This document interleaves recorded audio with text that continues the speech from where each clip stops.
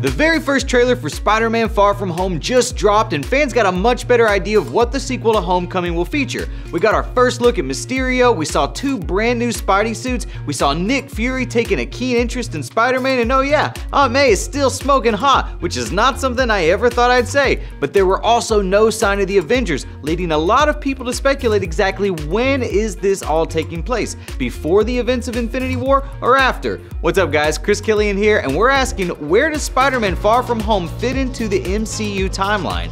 It's not outside the realm of possibility that Marvel would release this out of order. For example, while Avengers Infinity War was released first, the events of Ant-Man and the Wasp happened before Infinity War took place.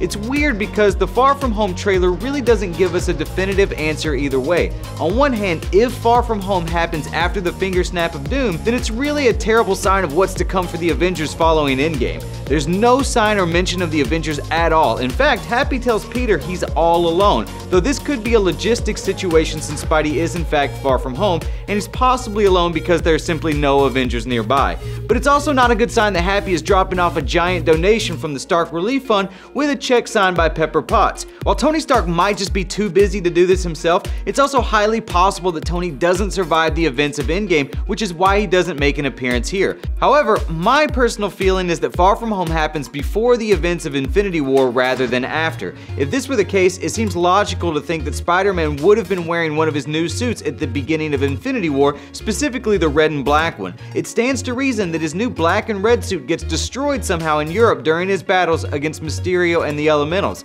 If that's the case, it makes sense that Spidey reverts back to his classic duds once he returns home in New York right before the Black Order attacks Earth. This is just a hunch, but it also feels like Peter is still a little too jovial or childish in this trailer, rather than a kid who's recently died and been brought back to life while fighting an intergalactic titan in outer space.